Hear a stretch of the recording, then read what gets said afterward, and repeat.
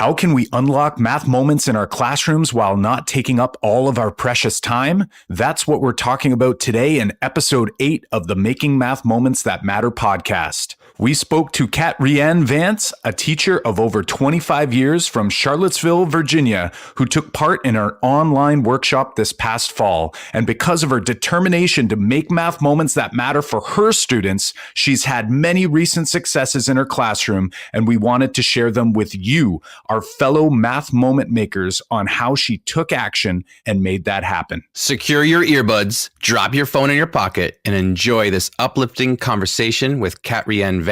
Bring on the intro music.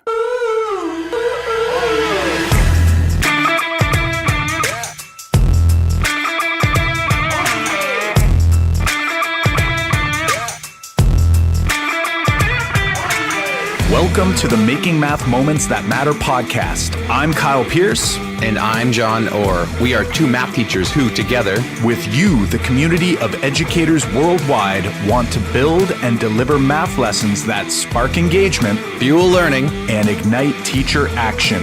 Welcome to episode number 8, Unlocking Math Moments, a math mentoring moment with Katrien Vance. Let's not waste any more time. Here's our discussion with Katrien. Okay, we are here with Katrien Vance. Katrien, can you tell us just a little bit about yourself, where you're from, what do you teach, how long you've been teaching, just basically about your story? Sure. I am from the middle of Virginia, so near Charlottesville, Virginia, but much smaller town. And I teach 7th and 8th graders in a little school that goes from nursery school through 8th grade. And it's such a small school that when they find out you're comfortable doing something, then they have you teach it. So I started off life as an English teacher, but I now do English, history, math, and music at this school. And I've been there for about 25 years now. So I've been teaching about 32 years. Yeah. Awesome. So currently I teach Algebra 1 to my 7th and 8th graders, but I've done everything from 5th grade math through 8th grade math and then pre-algebra and algebra. Oh, beautiful. And what made you want to become a teacher? Was it something that you sort of knew when you were young, or was it something maybe a little later? What was inspiring to get you into the field of education? It was pretty much a guarantee because both my parents were teachers. They were English teachers, and I actually grew up on the campus of a school. So I played in classrooms and I was surrounded by school all the time and loved it. So in college, I student taught in the summers just to make sure that I could actually do this thing that I assumed I was going to do. And I fell in love with it. So it's awesome. Been doing it ever since. Yeah. Awesome. I was, it reminds me, my father's a teacher and we're a retired teacher now, but I remember always thinking that I wasn't going to be a math teacher. And I ended up going into math from high school and, doing a degree in math. And it sounds like, similar to you, that I did one co-op job in a summer term where I tutored math at a local college. And then that changed for me. I'm like, okay, I think I'm going to switch majors again. And now I'm going to So I was in computer science to start and I switched to physics. I was all over the place for the first year and a half until I was like, okay, I like this. I think I'm going to pursue this route, and history there for sure. Yeah. I don't really know what anybody else does for a job. Like I don't get any other schedule. I live on an academic schedule my whole life. And I always joke that I don't know what office people do. Like, how do you know what to do when you walk into the office? Yes. What do you do clue. first? I know. When does the break bell go? I have right. Yeah. Exactly. Well, it's what interesting. Do you mean I can just go to the bathroom when I want? Like, It's interesting because my wife is also a teacher. So, very, kind of similar to your parents. So where both parents were teachers, and actually my kids go to the same school that my wife teaches at. So she drives them in and, it's just around the corner. They're there with her, before school, and they're there with her after school as she's doing her prep, and they're, doing their little tinkering around in the classroom and, either doing some of their own reading or creating more work for my wife by, taking out games and so forth. So curious whether they follow in our footsteps, similar to your case here. Sure. Yeah. Well, we wouldn't be doing our jobs if we didn't ask you this question. I think you've answered this question before, but can you just answer this one here with us now? Like, what is your most memorable math moment? So this could be a math moment that you had in your own schooling, or it could even be, you as a teacher. But when we say math class, what pops into your mind that's been sticking with you? It could be a positive moment. It could be even a negative moment. I think you know our moments, but fill us in on yours. Well, there's one that isn't quite a moment, but it was a whole year of having a high school teacher who spoke super fast. She just drank a ton of coffee and she talked so fast. And I had I'm writing as fast as I can. And I did okay in the class, but just remember thinking like, I will never teach like that, that idea. And but then you will drink as much coffee as that teacher. No, I won't even do that. And then another was in calculus class. My teacher he made up a place. He would say, in calculus land, a conical reservoir is draining at the rate of, and I'll always remember that. I can't do calculus differential equations, but I remember the conical reservoir was draining at a particular rate. So. Awesome. That's awesome. Well, we're wondering while we're on the phone here, as teachers ourselves, and I've recently come out of the classroom doing a consulting role, but we've all experienced challenges and struggles throughout our careers. And we're wondering, is there anything on your mind lately that we might be able to kind of work through together while we have you here on the line? Actually, what I would love to tell you guys is about successes, if I can. Sure.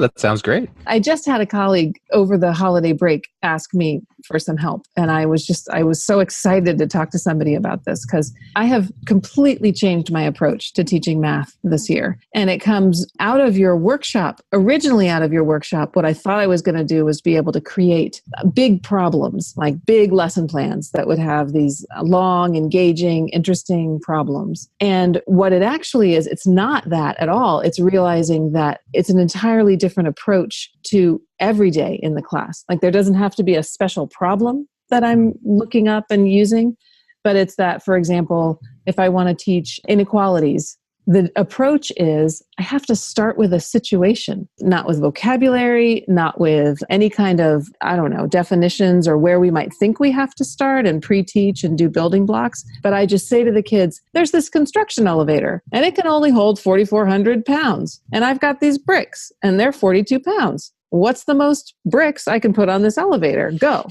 Mm-hmm. And the kids are like, what? What? What do you mean you have a construction elevator? But they just go from there. And I don't tell them anything. And that's brand new.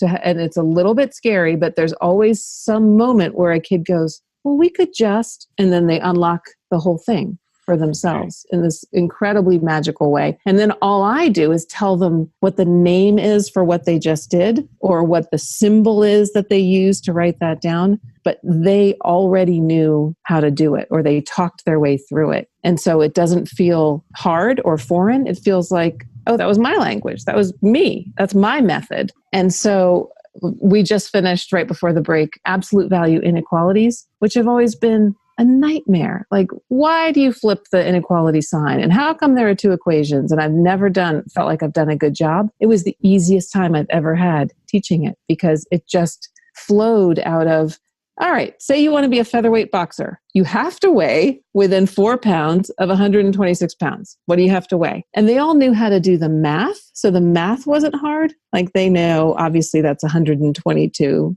to 130 pounds. But I said, okay, but let's figure out how you would write that down. And it was engaging and interesting and not scary and not foreign at all to them. Awesome. So when my colleague asked, she was under the same misimpression that I was, that you have to find these elaborate problems and sort of stage them and, have it be, a lot of work. And also you have to find exactly the right problem for the lesson that you're trying to teach. So, I would have to search the internet for an absolute value inequality problem that someone had made up for me. And I said, no, you just have to start with the situation and then let the kids figure it out and tell them what they've just done. And then give it the right language, so that they'll know it again when they see it. And the most exciting part of all of this is that when we go to do I don't use the textbook anymore, which is very exciting. But what I will use it for is to check us, like to take a quiz or to look at the unit test. The questions that are easiest for the kids are the word problems. When does that ever happen, right? The terrifying word problems. They're like, oh, we know how to do this because that's where we started. Unheard of. That's not where we ended. It's where we started. So it's been incredibly exciting. Yeah. That's amazing. Amazing stories. If I had to, could I maybe say back to you what I think I heard, and you tell me whether I heard it correctly, but at the beginning, you had mentioned starting with a situation. So like some sort of context or storyline that would sort of spark that curiosity. Yes. And then allowing students to kind of tinker with it. And I'm assuming that story, although you haven't necessarily had to go to the internet to find Robert Kaplinski's task on this idea, but you've come up with at least an idea based on the learning that you're hoping to pull out of that particular lesson, and then consolidating that learning at the end. And that's where you sort of introduce the more formal language, or maybe even some of the more formal notation, and some of really the part where you get to do the teaching. Yeah, right. So what was intimidating was thinking that I have to either find or make up something like a Robert Kaplinski task for every single day, like that every lesson needed that. And it turns out it doesn't have to be that exciting. I literally walked in the classroom when I knew I wanted to do like rate, time, distance problems. I walked in the classroom and I said, imagine Alyssa gets up. She runs out the door. How fast does she run? And the kids go, 15 miles an hour. And I was like, okay, she's super fast. So she runs out the door. An hour later, because we're so focused on math, we don't even pay attention. An hour later, Adam notices she's gone. He gets on his bicycle. He races after her. How fast does he go? 50 miles an hour. Okay, great. And I'm just writing this on the board. When will Adam catch Alyssa? They're totally hooked. They wanted to know. And so, instantly a kid goes, well, in an hour, Alyssa went 15 miles. I said, how did you know that? And so then we could talk about, what operation did you just do? Well, how did you know to multiply? And what two things did you multiply? And they had all of the tools at their disposal, and they really wanted to know, when will Adam catch Alyssa? That's exciting to hear. I'm wondering, do you notice a difference in the mathematical discourse? Like when we think about the student voice, and has there been any sort of changes since you've sort of maybe, like what I'm hearing is maybe a less scripted approach? While I'm sure in your mind, everything is scripted, you know what it is you want to do that day, but maybe to the students, their perception is it's not open the book to page whatever and, do the first thing, or here's the definitions we're going to need to relearn or learn before we actually do something interesting. Have you noticed anything on that student voice side, that empowerment side of things? Yes. Well, here's the exciting thing is that, in every class, there are like the kids who are good at math. And then there are the kids who are going to let the kids who are good at math do all the talking, right? And lead us through. And it's suddenly, there is no distinction. Everybody has a voice in this because we're sort of just playing. And so we were using, I think you guys showed me the pentomino exercise on Desmos. Does that ring a bell? And so we were playing with that, and they were discovering that if they moved that pentomino, the sum went up by 5, and they had figured that out. And I asked some question, and a very tentative young girl said, well, couldn't we just divide by 5? And I literally had to stop traffic and say, what did you just say? And make her say it again. And that unlocked the whole key to how do we turn this blob of 5 blocks into something that we could turn into an expression, an algebraic expression, and then an equation, and then learn how to solve that equation. And it was exactly what I think you guys said of then they wanted to know how to solve the equation. There was a reason to want to solve it instead of just now you're going to learn how to solve equations. But each time there's been a moment where it's come from an unexpected source. It'll be a kid just offering what if we divide? Or Alyssa will go 15 miles or whatever it is. And it isn't just the kids who are, quote, good at math who are offering those ideas. Everybody gets to just try out ideas. And I saw this quickly, just the confidence, I guess, and the surprise. A girl said to me, I really love it that you give us problems and you don't tell us how to do them. And I said, you really love that? Like I was so surprised. And she said, no, I really love it. And it gave her the confidence because she knew that she didn't know how to do it. And that gave her the freedom to play. I mean, I just today handed them a sheet and said, I haven't taught you how to do this. Take it home and just muck around with it for a little while. And I said, so when you can't do number 1, are you going to give up? And they said, no. And I said, why not? And they said, because we know we don't know how to do it.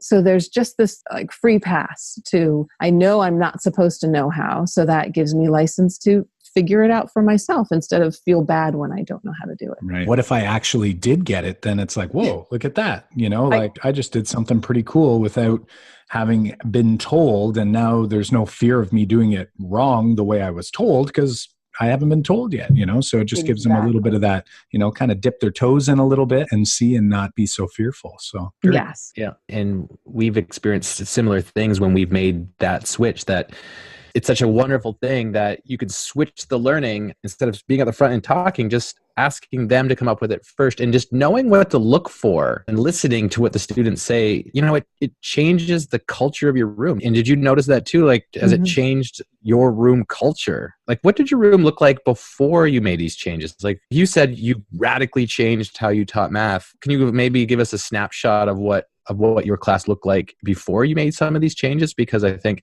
some teachers out there are thinking or maybe wondering what that looked like and also comparing to what they're hearing from you right now. Sure. Well, I teach at a very small, very informal school. So it's the kind of school where the kids call me by my first name, you know, so there's already a lot of informality, a lot of give and take, a community of learners in the classroom. But I still would have in the past scripted everything out. So if I thought I was going to teach word problems, you know, or distance, speed, time problems, and I did this actually, I typed out like 6 pages of here's the things I need to say, here are the examples, here's the step-by-step of what you would do to solve this problem. And it was almost like right before I went in the classroom, I looked at it and I went, wait, stop. What are you doing? You know not to do this. Just go in. And that's when I said, Alyssa just ran out the door and Adam is going to chase her. So it would have looked like me very carefully paving the way so that there was nothing that could trip the kids up. So let me make sure I define this term for you. Let me make sure I show you what it looks like when it's written this way. Let me make sure I show you what to do when it's written this way. Let me make sure I show you, you know, every possibility so you can't ever feel lost. And I really thought that was my job. Is it fair to say that, you know, I'm picturing myself teaching for the majority of my career and thinking like, I'm going to plan this lesson so well that I'm not going to get one question from the student. And now when you think of it the way you're describing now, it's almost like, how can I plan this lesson to elicit as many possible questions as I can, to get as many kids talking as I possibly can, and to really, you know, kind of not only engage them and pull them in, but also to really like allow them to lead some of that learning in that direction, like you're saying, because if the kids are asking me these questions, then let's spend time on those questions, because now they're the ones asking them. It's not me asking the kids to answer questions. It's them asking the questions. And now they're actually asking me for my help and my support. It kind of counter to the way I would have done things more traditionally, where I would give them answers to questions that they never had yet. Right. A good day was me teaching something and then saying, does that make sense? And them nodding, right? Yeah, yes? Everybody just sort of blankly nodding. Sure. Right. Sure. They're never going to be the one to go, no, could you say it one more time? Or I don't understand. Whereas in this case, there's nothing to make sense because I haven't taught them anything. What I've done, like, for example, I also teach them history. And we just finished a game in the history class that had points in it. And so for percent change, I got to talk about the difference between the points they started with and the points they ended with. And I said, how could you compare these? Of course, you could talk about the number of points and the way it increased, but what might be a better way so that we could compare all of the teams fairly? And they got to percentage, and they've never heard of percent of change. But I said, how would you do that? What numbers do you need? And they instantly knew they needed the difference. And then they needed to compare that to the original number. Like, they derived the formula perfectly on their own. And then I just wrote it on the board. Yeah. And then the homework had it all up. Yeah. And the homework was make up some questions. You've got all this data from the game, ask questions and solve those questions and then bring them in. And that's what we did in class today, was answered their questions about the data from the game, all teaching them percent of change and all the different kinds of percentage problems you could think of, but generated all from something they were really curious about because it was their own class data. Very cool. You mentioned when you were talking about the way you used to teach compared to now, I'm wondering, what was the tipping point that made you like, I need to make this change? Or like, what's the story there for us to understand? Well, over the summer, I did the virtual math summit and watched a lot of math. I think I watched almost every single one because I was trying to take notes for my colleagues as well. And the theme over and over was this idea of strip away all the pre-teaching. So there were examples of just terrible math problems from textbooks. There was one a guy showed that was 8 kids go out to play. How many mittens will they need? So this was for much younger kids, right? But then the textbook walked the children through, like, assume each child has 2 hands. Assume they will, it was amazing how much extra. Got to be politically correct. You got to make sure you state all those things. That's right. So that theme really resonated with me, of just take away all of that stuff that they're telling them to do and let the kids figure out, how would I solve this? We've always been at the school, we've always been really honoring of different methods, different ways of arriving at an answer. But I had never this explicitly thought about just ask the question without all of the lead up to it. So I knew I wanted to do that, but I didn't totally trust that it would work. And I heard when my colleague asked me over the holiday to lunch, I heard that same doubt in her voice of, yeah, but how do you know they're going to get there? And so for me, the tipping point was that moment when, using those pentominoes, when one of my really shy students said, let's divide by 5. And I was like, oh my gosh, they will do it. You just have to give them the space, and you have to just be quiet long enough. And not feel like, are you getting it yet? Are you getting it yet? Are you getting it yet? Just let them mess around, and eventually somebody's going to come up with something. And each time, if you trust the process, in my experience, they've gotten there, and we've taught each other exactly what my goal was that I would have taught them before. Yeah, isn't it? I find it also amazing when I decided that I was going to do that too. Like, I was going to let them show me what they knew first, and then I could step in if I needed to. Like, what's the harm if we present that problem to them and you say go, and they start to come up with strategies and they're working, and they get stuck, or they're not sure what to do next, or they're at a point where they need some gaps filled in. Then you can step in and show them some of that stuff. Like, there's definitely something to be said for letting kids show us what they know first. And I never did that for so many years. I assumed they knew nothing. Peter Lilledal has a great quote, and he says, we were always planning our lessons assuming kids couldn't think or they wouldn't think. And and all my lessons were planned that way. I mapped everything out so that there was no success. It sounds like you were too. And when I decided to let them show me some stuff, they know so much stuff. They know a lot. I would never gave them credit for it in the beginning. Well, and something very interesting too, kind of very closely tied to this idea is something that I know I did when I was in the classroom, and I felt this very same way. But when I go, whether it's working in my own district or working with teachers in other districts, when I challenge them to do a problem in their classroom, here's the topic that we're going to focus on for this workshop. And I challenge them to go back and take that task or something like it, and they can modify it however they choose, to go back into the classroom and do it. And the number one thing I'll hear from many teachers, and I see myself saying the same thing back only a handful of years ago, is like, I haven't done that yet. Like, we haven't done that, or we did that a long time ago, or like we've already done that unit. And what I'm trying to, or hoping that over time we'll all see, is that it's okay if they've never done it before, because the reality is they probably have, right? If it's an idea that's not brand new to the curriculum that specific year, the reality is they've probably done it at some point. And if they can't even get started with it, then what does that say about the way we teach in general anyway, if students aren't able to sort of grasp or retain that new information? So for me, it's just like, we should really be pushing this idea of using tasks as a way for students to learn and be introduced to new ideas, not as a way to sort of consolidate the learning later after I've Right. done all the steps and procedures for them. It's like, let them have at it. And like you said, just muck around. And, sometimes we're going to hit a rut, and hey, that's fine. Let's, we'll figure it out at that point.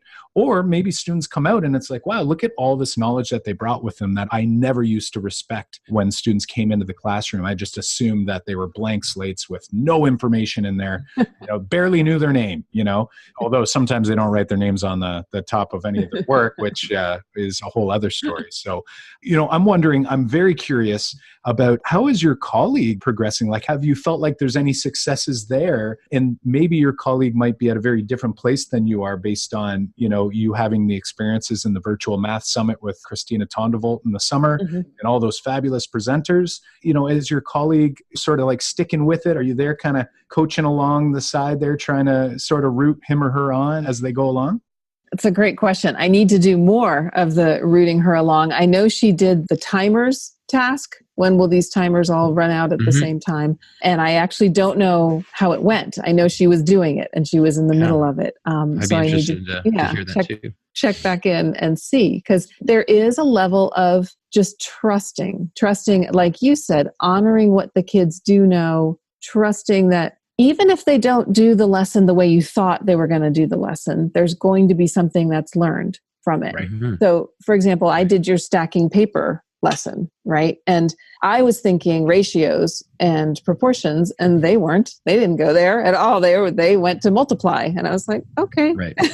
You can multiply it, but how great. And that's allowed. Yeah. That's allowed. in the real world. No one's going to say you're only allowed to solve this problem this particular way. So great. Have it be about problem solving in that moment. What I love about that is when the students do solve it in a different way than you anticipated or within each other, they have multiple solutions hanging out there, is when if your lesson goal, and this is the way I like to use these tasks, is I'll have that lesson or learning goal in my mind of where we want to go. For me, I think I used that same lesson of Kyle's to solve proportions. And I know that I wanted to tackle solving proportions that day, but when they solved it with multiplying and doing some unit rates, right. I love that we can tie, say, the solving proportions solution, even though no one in the room did it that way, we can go, okay, let's look at it in this light. Like we've been working on solving proportions in the past. Let's solve a proportion this way. And this can now be the teachable moment. And what I love about showing them that solution is they get to see all the numbers those same numbers that they had are popping up in that same solution I'm showing. Right. And they're now making connections to the proportion work we did, a couple of days before or a week before, and also the unit rates work that they did, all in the same problem. Like they get to make those connections.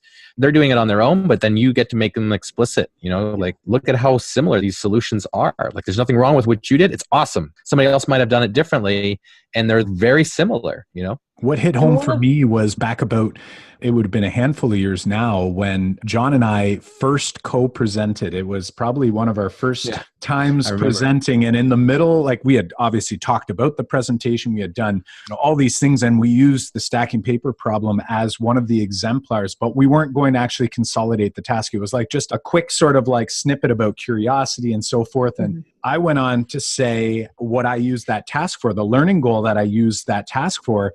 And just the look in John's face, like I still remember, he like looked over at me. He's like, "That's what you use that task for?" He's like, I used it for a direct variation linear relationship. So, y equals mx type thing. And John's sort of looking at me like, I got two heads. And he's like, "Oh, I used it for like solving proportions."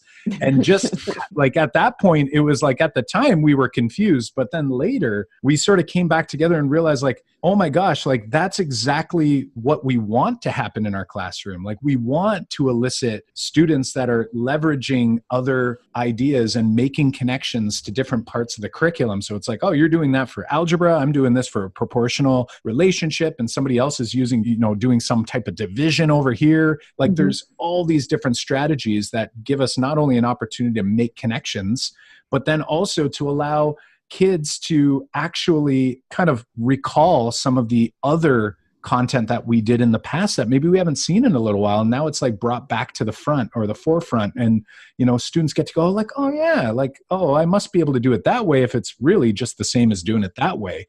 And for me, that was a big aha moment when that happened. And we were just sort of shocked that we had been using this task independently in our classrooms. And well, I won't say completely separate because obviously they're very closely connected, but very different parts of our course. Yeah. And I'm sure this has happened in your classroom where while you're working on proportions, say, the kids would know to solve something as a proportion. But once you go to another chapter and there's a problem that comes up, they think that they have to do it in a different way because you're not in the proportion chapter anymore. Right. Format the brain.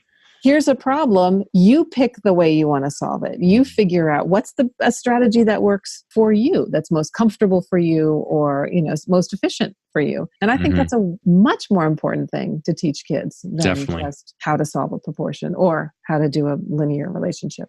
Right. It's a conversation I've had with many teachers in the past about, and I was the question, the example I always bring up is it more important to factor or knowing when to factor? Like when you want to factor, right? And everyone wants to say, or everyone does say, knowing when to factor is more important, which I totally agree with. But we spend so much time on hammering factor, but which we definitely need to do. It's just a skill that I value more highly than the other. Yeah. So the other thing I want you guys to know is the way that this has spread into other aspects of my teaching, because I do get to teach history and English and music. And so in my humanities course, for example, right now, my team teacher and I are doing a couple of days about the 80s because we can. So Love it. So I said, just show a clip of Breakfast Club or War Games or, something like that. Classics. And then, ask the kids, what do you notice and what do you wonder? And the other teacher was like, what? Because she hasn't done any of this. And I said, just don't, no setup. Don't tell them anything. Just show it and then ask and have them notice, oh my gosh, the phone has a cord. Or, what is all the different things about technology? What's that thing he's sticking into the computer? There was so much that let us then talk about things we wanted to talk about in terms of the themes of technology or the Cold War or whatever. But we got the kids to ask the questions first. So it's been really fun to bring that into other aspects of teaching as well. Well, that's awesome. I thought when you said, 80s, I thought you were going to pull out the mullet ratio problem. If you've never seen that problem, you definitely want to check out the show notes. I will add it in. I just made a note in our doc here. Matt Vaudry and John Stevens, Classroom Chef, they, do a really funny rendition of that one. And I know that task has been such a wonderful hit for so many teachers, including myself. One last thing we wanted to ask you about, so it sounds like you've had huge wins over the past little while. And, we so appreciate you sharing with us some of the effect that doing the online workshop with John and I this past fall has had. We're wondering, are there any little challenges that you're still kind of working on, or maybe even just thinking of your next step? What's your next move in terms of your own professional learning journey? You've been at this thing, same school for 25 years, teaching for 32. I'm so impressed that going for over 30 years and you are still clearly a lifelong learner. So there's probably something going on there that you have as something that you want to kind of, put a thumb on and see how you might be able to, influence it in your classroom.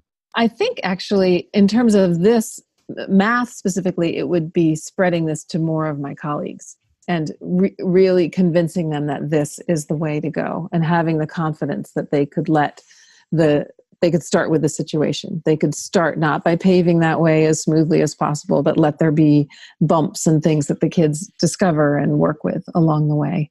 Really, all of this came out of trying to figure out how to teach fractions better. That was the germ of it, of just why don't kids get fractions by the time they get to me?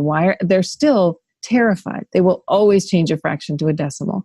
Mm-hmm. So it's been a couple of years of me exploring, trying to find that. And through that, I found these other videos and resources. And then that has led me to just make this shift in general that I think will also have an effect on fractions. So it's convincing. And again, as I said, we're a really small school. So there's just some of my teammates convincing them to use the same approach. And I don't think it'll be very hard. None of them loves the textbook or, is wedded to any particular approach, but it's just trusting. And I think to answer your other question in terms of the challenge or what I'm still working on, it would be that my biggest fear or the concern is covering everything. And covering everything is in air quotes, right? How do you satisfy the parents that you have covered the Algebra 1 curriculum? Because I still find myself saying that we've covered Chapter 1, we've covered Chapter 2, we've covered Chapter 3 in terms of what the material is that I know we need to do from years of teaching it that way. And we're on Chapter 4 right now, and we're not going to get to Chapter 13, which we never do. I don't know how anybody ever does. But how do you give the time for this process, trust the process, let the kids muck through it, and cover the curriculum? Yeah, that's a big one. Big one for sure. Ready, go. Yeah. What we can definitely do as well for the show notes, and we won't have time to dive too deeply into it in this particular conversation, but we'll add a link to some of our spiraling resources that we've put together. And that is a big challenge for many of us as, we try to think differently about how we're teaching. And like, if we go back and even just reference how much information students are bringing with them, that sometimes, we can dive into an idea and maybe not completely unpack the entire idea. So let's say it's a unit and we can move on to another and at least allow us to enter into some learning in all of that curriculum, the expectations. I know here in Ontario, oftentimes the units or the chapters that are in our textbooks don't necessarily match our curriculum as well. So that's another big one that I would recommend for those listening to just make sure that, oftentimes we do what the textbook's showing us to do. And what we realize way later is that, oh my gosh, there was lots in there that actually wasn't in my particular standards or my curriculum expectations. So it is a big one to unpack, but we will definitely add the link to the spiraling resources for those listening. And hopefully we'll be able to touch base with you soon on, how you're making out with that process and see if maybe there's some ideas that you've tried in order to kind of maybe opening up your units a little bit so that you can be a little more free flowing and not feel so tied to like Unit 4 has got to be done before I can get on to Unit 5. Because I know that's the way I always used to feel. And it's very empowering once you can kind of break free of those silos. Sure. Well, we want to thank you for being here with us. But before we go, we would love to hear about your biggest takeaway. Now, this could be, since you are a student of our online workshop, it could be your biggest takeaway from the workshop, but also could be the biggest takeaway from just this conversation that we've had with you. What would you say that would be? Okay. My biggest takeaway is that my job as a teacher is not to make sure that nobody ever makes a mistake or doesn't know something in the classroom. And I used to, like I said, just try to sort of pave or cushion or pad the walls or do whatever it was so that everybody's experience was so positive that would equal being good at math, because in class I felt successful. And so I guess what I've done is redefined success in the classroom. Success now is asking questions and wrestling with ideas and figuring things out rather than smoothly going through class without stumbling. So that's been a huge takeaway for me. Awesome. That's a very insightful takeaway, I think. Very nice to hear for sure. Yeah, that productive struggle, I could definitely hear that throughout the conversation.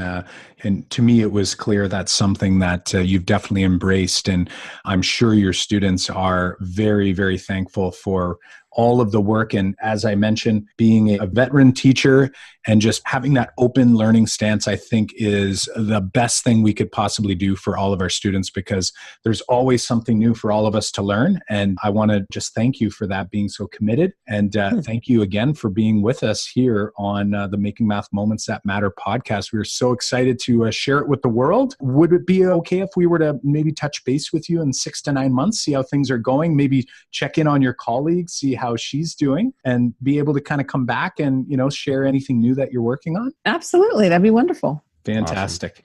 We definitely want to thank you for your time, and we hope you have a good rest of your evening. Great. Thanks so much. Well, there you have it. Thanks to Katrien Vance for joining us today. We're looking forward to bringing her back on in a few months to see how she'll implement those big takeaways. This was the third Math Mentoring Moment episode, with many more to come, where we will have a conversation with a member of the Making Math Moments That Matter community like you, who's working through a challenge, and together we'll brainstorm ideas and next steps to help overcome it. If you want to join us on the podcast for an upcoming Math Mentoring Moment episode where you can share a big math class struggle, you can apply over at makemathmoments.com/mentor. That's makemathmoments.com/mentor. As always, both John and I learn so much from these Math Mentoring Moment episodes, but in order to ensure we hang on to this new learning, we must reflect on what we've learned. An excellent way to ensure this learning sticks is to reflect and create a plan for yourself to take action on something you've learned here today. A great way to hold yourself accountable is to write it down, and even better, share it with someone, your partner, colleagues, or with the Math Moment Maker community by commenting on the show notes page, tagging at Make Math Moments on social media, or in our free private Facebook group, Math Moment Makers K through 12. Another great way you can take action is to do a deep dive with us in our 6-module online workshop each spring and fall, where we coach you step by step on how to create and modify your lessons to engage students, build deeper understanding of math, and promote resilience in problem solving. And if taking a deep dive alone isn't enough, the workshop is accredited for 2 to 4 PD credit hours through Brandman University. If you're interested in learning more about registering, be sure to check out makemathmoments.com/online workshop. That's makemathmoments.com/online workshop. In order to ensure you don't miss out on any new episodes as they come out each and every Monday morning, be sure to subscribe on your favorite podcast platform by simply searching for us or using these quick links. For iTunes, go to makemathmoments.com/iTunes. For Google Play, go to makemathmoments.com/play. For Spotify, go to makemathmoments.com/Spotify. And quick links will work for most other popular podcasting platforms as well. Also, if you're liking what you're hearing, please share this podcast with a colleague and help us reach a wider audience by subscribing. And even better, leave us a review on iTunes. Thank you to the many 5-star ratings and positive reviews thus far. Show notes and links to resources from this episode can be found at makemathmoments.com/episode 8. Again, that's makemathmoments.com/episode 8. Don't miss our next episode, when we'll be inviting another friend from the Math Moment Maker community for episode 9, Planning with Intentionality, a math mentoring moment with Kirsten Dick. We wanted to share with you one last big announcement. We are holding live free webinars at the end of this month. January 25th, 26th, and 27th of 2019. We're sharing 4 strategies to help students start math problems and stick with them. Let's create students who know they can think and act like a mathematician. We have 3 different tailored webinars for you to choose from based on your teaching role. 1 for grades 3 to 6, 1 for grades 7 to 10, and 1 for coaches, administrators, and consultants. So if you're listening to this in January 2019, then head over to makemathmoments.com/webinar. That's makemathmoments.com/webinar to register. Registration closes January 25th, 2019 at noon Eastern Standard Time. You won't want to miss these 4 strategies we're sharing. If it's after January 2019 when you're listening to this, hit up that link and we'll be sure to share with you some good learning goodies there for you to gobble up. We'll make sure it's worth your while. Well, until next time, I'm Kyle Pierce. And I'm John Orr. High fives for us. And high fives for you.